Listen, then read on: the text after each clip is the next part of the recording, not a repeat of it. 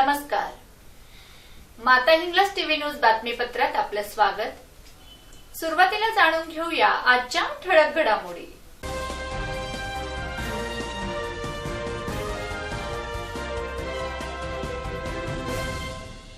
सरपंच कसा असावा याविषयी ऐचाळे गावात मोहीम. शेतकरी आंदोलनाला धुळ्यातून पाठिंबा, 5000 शेतकरी होणार सहभागी. मनसे सरचिटणीस अॅडव्होकेट शिंदे यांचा धुळे जिल्हा दौऱ्याप्रसंगी रक्तदान शिबिर संपन्न. ढगाळ वातावरणामुळे ऐचाळे येथे शेतकऱ्यांना आर्थिक फटका. धुमाकूळ घालणारा बिबट्या वन विभागाच्या जाळ्यात. आणि पुण्यस्मरणार्थ माजी आमदार कैलासवासी दवा पाटील यांना अभिवादन.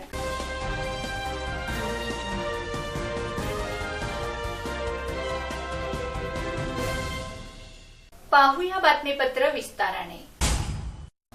2020-21च्या होऊ घातलेल्या ग्रामपंचायत निवडणुकीच्या धामधुमीची रंगत सध्या सगळीकडे पाहायला मिळत आहे. मात्र दुसरीकडे सरपंच कसा व कोण असावा या चर्चेलाही चांगलंच उधाण आलं आहे. या चर्चेला साक्री तालुक्यातील ऐचाळे गाव देखील अपवाद नाही. साक्री तालुक्यातील ऐचाळे गावात देखील ग्रामपंचायत निवडणुकीच्या चर्चेला आतापासूनच उधाण आलं आहे.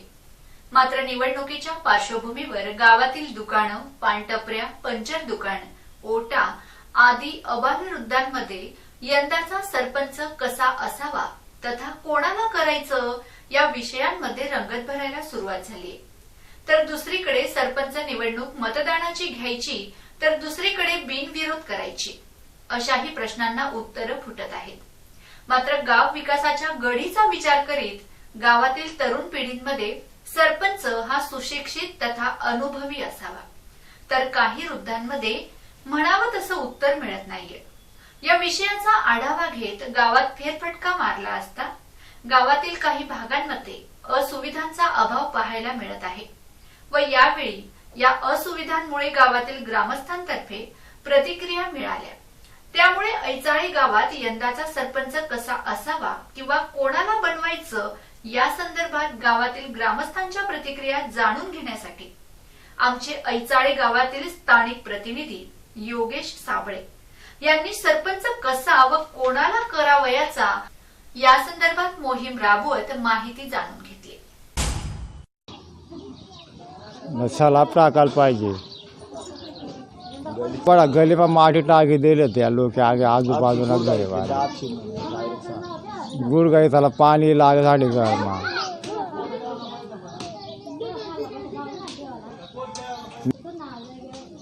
नहीं राहती राहणार जान माटी टाकी राहणार बरोबर.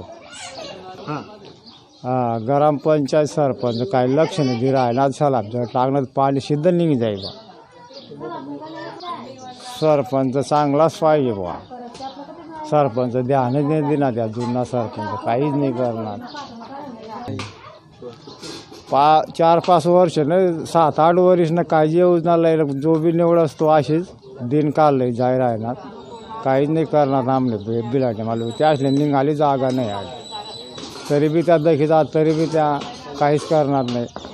2021ची ऐचाळे ग्रामपंचायत निवडणूक चालू झालेली आहे. तरी तुम्हाला सरपंच कसा हवा आहे याच्याबद्दल तुम्हाला काय म्हणायचं आहे? सर्वप्रथम अखंड महाराष्ट्र आराध्य दैवत छत्रपती शिवाजी महाराज यांना माझा मानाचा त्रिवार मुद्रा. या ठिकाणी उपस्थित ऐचाळे ग्रामस्थ, माझे सहकारी मित्र व आमचे MS-TV न्यूजचे रिपोर्टर योगेश भाऊ साबळे. भाऊंनी विचारलं ऐचाळे गावाला सरपंच कसा पाहिजे. जिल्ह्यात 218 ग्रामपंचायतींचा धुराळा उडालेला आहे आणि आज भाऊंनी मला प्रश्न विचारला गावात सरपंच कसा पाहिजे. प्रश्न खूप चांगला आहे. सरपंच कसा पाहिजे पण कसा पाहिजे तो जनतेतून जनता ठरवणार तो कसा पाहिजे. आज ग्रामीण भाग म्हटलं तर पंचायत जर म्हटली तर देशाच्या विकासात सर्वात मोठं योगदान म्हणजे ग्रामपंचायतीचं आहे. महाराष्ट्रात मे बी जवळपास 27,000 ते 28,000 ग्रामपंचायती आहेत. जर खेडी स्वयंपूर्ण झाली, गाव स्वयंपूर्ण झालं तर महाराष्ट्राच्या विकासाला कुणीही अडवू शकणार नाही. सरपंच कसा पाहिजे? जो गावाला धरून चालणार, जो तरुणांचं हित जोपासणार, गावाचं हित जोपासणार, गावातील काही ज्येष्ठ मंडळी असतील किंवा म्हातारे लोक असतील त्यांना त्यांचे प्रश्न सोडवणार, महिलांचे प्रश्न सोडवणार. आज आपल्या आयचाडे गावात जवळपास 100 मुलं पोलीस भरतीची तयारी करतात. पोलीस भरतीची तयारी करत असताना मुलांना खूप मोठं वाचनालयासाठी अडचण येत आहे. जर गावात कुणीही सरपंच बनला, मी म्हणत नाही की मला बनवा, पण जर कुणी बनला तर आज गावात सगळे जाती धर्माचे लोक राहतात, सगळे जाती धर्माचे मुलं अभ्यास करतात.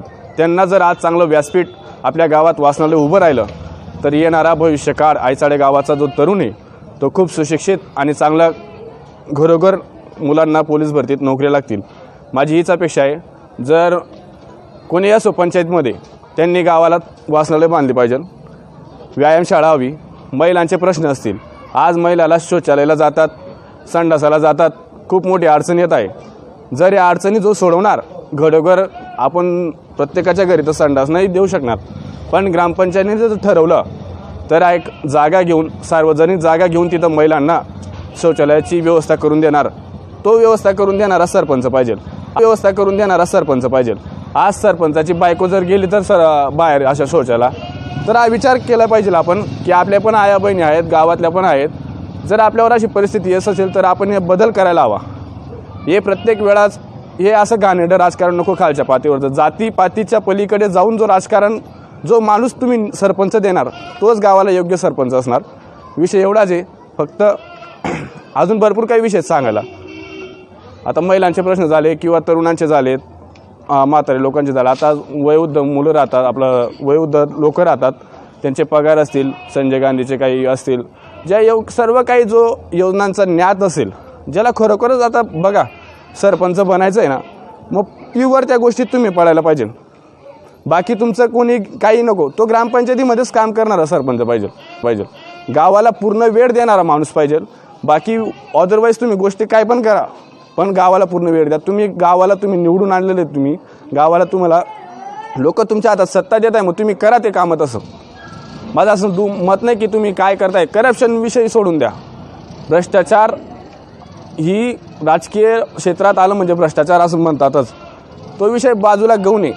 पण त्याच्या पलीकडे जाऊन तुम्ही गावाचा विकास, आज 15 वित्त आयोग असेल, आयोगानुसार एका माणसाला 435 रुपये गव्हर्नमेंट शासनाने दिलेले आहेत. आपल्या आयचाडे गावाची लोकसंख्या आहे 4,500 5,000 आहे. जर त्या हिशोबाने पैसे केले तर जवळपास 35 ते 40 लाख गावाला येतात. मग त्याचा हिशोब तुम्ही गावाला द्या. आज बघतो मी वाचनालयासाठी काही पुस्तकं येतात, त्यांचा हिशोब नाही, शाळेचं भिंत राहत त्यांचा हिशोब नाही, गावात ग्रामसभा नावाची गोष्ट अद्यापपर्यंत नाही. ही खूप मोठी शोकांत आयचाडे गावात आहे. हे जर दूर करायचं असेल तर बरं निखिल भाऊ, मी गावात पूर्ण वार्डामध्ये फिरून सर्व गल्ल्यांचा मी बैठ घेतली, त्यांचा व्हिडिओ घेतला. तर सर्व गल्ल्यांमध्ये गटार आहेत, सर्व गटारींमध्ये पाणी बाहेर निघतं आहे. तर हे तुम्ही काय सांगणार आहेत किंवा लोकांना काय संदेश देणार आहे की तुम्ही तरुण मित्रमंडळांमधून सरपंच नेमणूक करणार आहेत, तुम्ही त्यांना काय आश्वासन ते देणार आहेत तुम्हाला? योग्य प्रश्न विचारलेला आहे तुम्ही.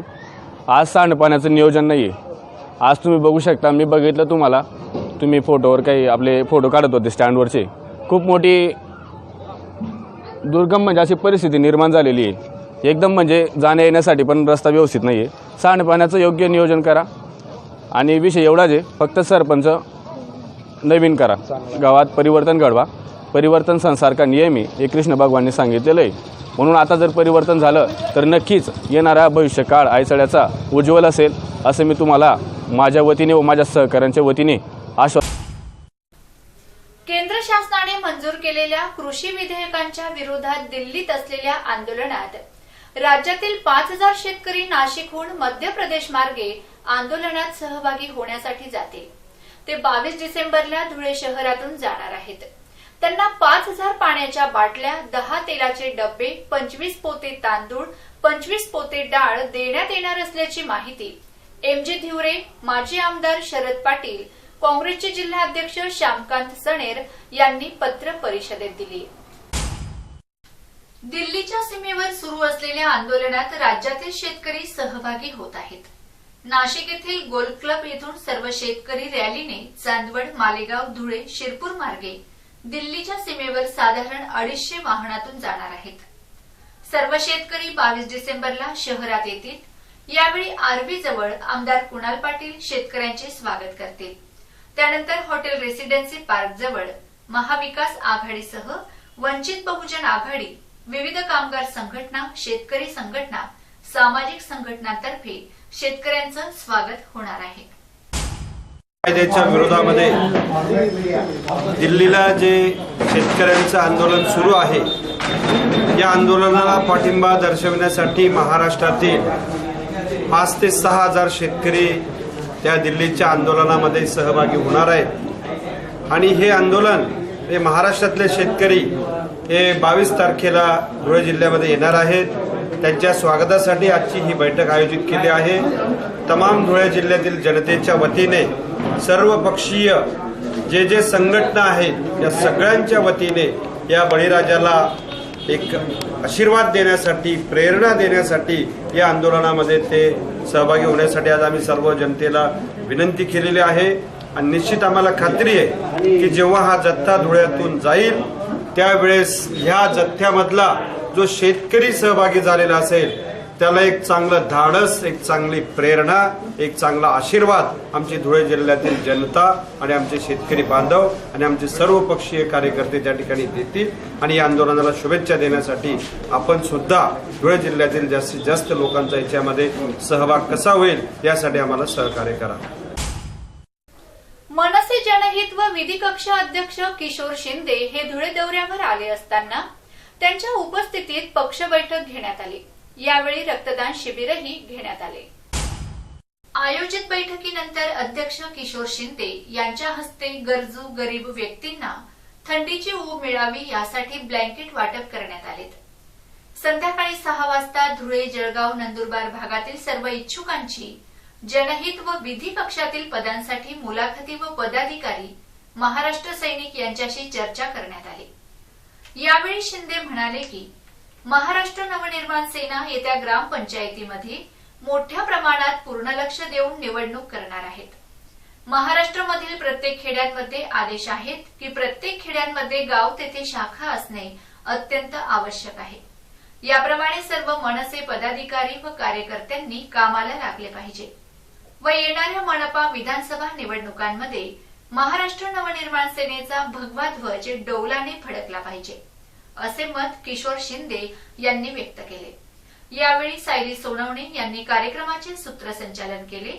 यावेळी जितेंद्र बैसाणे यांची जनहित जिल्हाध्यक्षपदी नियुक्ती करण्यात आली. तसेच मंदार कमलाकर यांची धुळे महानगर अध्यक्षपदी नियुक्ती करण्यात आली. मनसे सचिव प्राची कुलकर्णी, जनहित कक्ष प्रदेश उपाध्यक्ष धीरज देसले, मनसे जिल्हाध्यक्ष अॅडव्होकेट देशमुख, महानगर अध्यक्ष संजय सोनवणे, राकेश चौधरी, मनसे जिल्हाध्यक्ष प्रसाद देशमुख, गौरव गीते, हर्षल परदेशी आदी उपस्थित होते.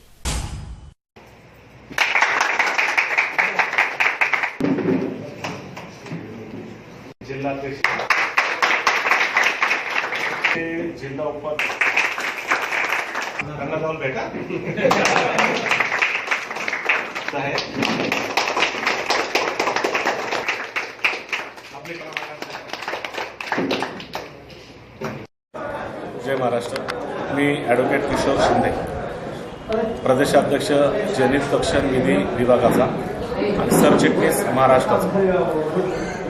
आज या ठिकाणी धुळे जिल्हा, जळगाव जिल्हा आणि नंदुरबार जिल्हा या 3 जिल्ह्याचा आढावा बैठक व पक्षाची पदाचे वाटप असं करण्यासाठी मी या ठिकाणी आलेलो आहे. आमचे महाराष्ट्राचे उपाध्यक्ष धीरज यांच्या माध्यमातून या ठिकाणी सर्व कार्यकर्त्यांना बोलवण्यात आलेलं आहे. या ठिकाणी सगळ्यांची इंटरव्ह्यू घेतले जातील आणि त्यानंतर जनहित आणि विधी या दोन्ही आम्ही या ठिकाणी पदं प्रदान करणार आहोत. साक्री तालुक्यातील ऐचाळे गाव परिसरात गेल्या 4-5 दिवसांपासून ढगाळ वातावरण आहे. अवकाळी पावसाने हजेरी लावली आहे. तसेच पहाटे मोठ्या प्रमाणावर धुके पडत आहे. यामुळे रब्बी हंगामातील पिकांना फटका बसला असून ऐचाळे येथील शेतकऱ्यांची चिंता वाढली आहे. खरीप हंगामापाठोपाठ रब्बी हंगामही यंदा वाया जातो की काय अशी भीती शेतकरी व्यक्त करीत आहेत. साक्री तालुक्यातील ऐचाळे भागात अवकाळी पावसाने गेल्या 4-5 दिवस तुरळक हजेरी लावल्याने पावसाचा रब्बी पिकांना चांगलाच फटका बसला आहे. तसेच ढगाळ वातावरण व सकाळच्या धुक्यामुळे रब्बी पिकांवर रोगांचा प्रादुर्भाव वाढू लागला आहे. तसेच थंडीचे प्रमाण देखील कमी असल्यामुळे उत्पन्नात घट येण्याची भीती निर्माण झाली आहे. सततच्या ढगाळ वातावरणामुळे मका, हरभरा, गव्हावर मावा या नावाचा रोग आल्याचं शेतकऱ्यांनी सांगितलं. त्यात पिकांवर अळींचाही प्रादुर्भाव दिसू लागला आहे. रब्बी हंगामातील सर्वच पिकांची वाढ खुंटली आहे. वातावरणाच्या सततच्या बदलामुळे पिकांवर रोगाचा प्रादुर्भाव झाल्यामुळे शेतकरी महागडी औषधांची फवारणी करीत आहेत.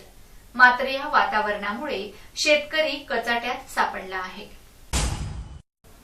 नगर बीड जिल्ह्यातील आपली दहशत दाखवून सोलापूर करमाळापर्यंत नरबळी घेणाऱ्या बिबट्याला अखेर स्थानिक वन विभागाने जाळ्यात घेऊन परिसरातील नागरिकांना बिबट्याच्या दहशतीपासून मुक्त केले. नगर बीड जिल्ह्यातील सोलापूर करमाळापर्यंत धुमाकूळ घालणारा बिबट्या काल वन विभागाच्या जाळ्यात कैद झाला आहे. गेल्या अनेक महिन्यांपासून सदर बिबट्याने शेतकऱ्यांसह गावांमधील नागरिकांचे मोठ्या प्रमाणात आर्थिक नुकसान केले होते. विशेषतः त्याच्या रोजच्या दहशतीमुळे शेतकऱ्यांना शेतात जाणेही मुश्किल झाले होते. एवढी दहशत त्याने मांडून ठेवली होती. ग्रामस्थांच्या व शेतकऱ्यांच्या समस्येला लक्षात घेत अखेर काल स्थानिक वन विभागाच्या पथकाने सदर बिबट्याला पकडले. करमाळा तालुक्यातील वांगी येथील नंबर 4 राखुंडे वस्तीतील पांडुरंग राखुंडे यांच्या केळीच्या शेतावर सदर बिबट्याला जेरबंद केलंय. त्यामुळे येथील शेतकरी व ग्रामस्थांनी बिबट्याच्या दहशतीतून सुटकेचा श्वास सोडलाय. साधना काळोखे, मुंबई वसई प्रतिनिधी. धुळे तालुक्यातील नगाव येथील माजी आमदार स्वर्गीय द.वा. पाटील यांच्या स्मृतिदिनानिमित्त नगाव येथील गंगामाई एज्युकेशन कॉलेजमधील त्यांच्या समाधीस्थळी अभिवादन करण्यात आले. यावेळी त्यांच्या आठवणींना उजाळाही देण्यात आला. सदर अभिवादन कार्यक्रमाप्रसंगी जिल्हा परिषद सदस्य राम भदाणे यांनीही उपस्थित मान्यवर व कॉलेज येथील शिक्षक कर्मचारी यांना आपले आजोबा तथा माजी आमदार स्वर्गीय द.वा. पाटील यांच्या कार्याची उजळणी करून दिली. यावेळी धुळे जिल्हा परिषदेचे माजी अध्यक्ष मनोहर भदाणे, नगावचे लोकनियुक्त सरपंच ज्ञानज्योती भदाणे, पंचायत समिती सभापती प्राध्यापक विजय पाटील आदी भाजपाचे पदाधिकारी, कार्यकर्ते, नगाव ग्रामस्थ उपस्थित होते. त्यांचे शेवटचे मला जे शब्द होते ते फक्त एवढे होते की राम बघितली का रे दुनियादारी कशी आहे. मला तोच शब्द आणि तेच वाक्य माझ्या कानासमोर नेहमी येत असतं. म्हणजे ज्या माणसाने शेतकरी कुटुंबात जन्मास येऊन काबाड कष्ट करून एवढ्या मोठ्या संस्था उभ्या केल्या, एवढा राजकीय प्रवास त्यांचा जिल्ह्याभरामध्ये राहिला, एवढं उत्तुंग शिखर त्यांनी गाठली, महाराष्ट्राच्या राजकारणामध्ये त्यांचा कायमस्वरूपी दबदबा राहिला. प्रत्येक पक्षाचं कुठल्याही पक्षाचं नेतृत्व असेल त्यांना घाबरून राहायचे, त्यांच्यावर दबाव असायचा, त्यांच्या शब्दाचा वजन असायचं. आणि तेच जे वाक्य अण्णासाहेब मला बोलून गेले की बघितली का ही दुनियादारी, त्याचं प्रत्युत्तर, त्याचं प्रत्यांश मला आता येतं की जेव्हा अण्णासाहेब गेले आणि त्यांच्या गेल्याच्या नंतर आता 5-7 वर्ष उलटून आले आणि जेव्हा आपल्याला कुठलंही काम करताना, समाजात वावरताना, सामाजिक, राजकीय, सांस्कृतिक, क्रीडा क्षेत्रामध्ये आपण जेव्हा काम करतो तेव्हा त्यांचा जरी आपण वारसदार म्हणून काम करतो, त्यांचं जरी एक प्रतिनिधी म्हणून, घरातल्या कुटुंबाचा व्यक्ती म्हणून आपण काम करतो, तुम्ही सगळेजण आमच्या पाठीशी खंबीरपणे उभे राहतात. पण पावलोपावली त्या माणसांनी, अण्णासाहेबांनी, त्यांच्या सोबतच्या सगळ्या कार्यकर्त्यांनी त्या काळाचा कसा संघर्ष केला असेल त्याचं जाणीव मला होते. शेवटी पुन्हा एक नजर आजच्या ठळक घडामोडींवर. सरपंच कसा असावा याविषयी ऐचाळे गावात मोहीम. शेतकरी आंदोलनाला धुळ्यातून पाठिंबा, 5000 शेतकरी होणार सहभागी. मनसे सरचिटणीस अॅडव्होकेट शिंदे यांचा धुळे जिल्हा दौऱ्याप्रसंगी रक्तदान शिबिर संपन्न. ढगाळ वातावरणामुळे ऐचाळे येथे शेतकऱ्यांना आर्थिक फटका, धुमाकूळ घालणारा बिबट्या वन विभागाच्या जाळ्यात आणि पुण्यस्मरणार्थ माजी आमदार कैलासवासी दवा पाटील यांना अभिवादन.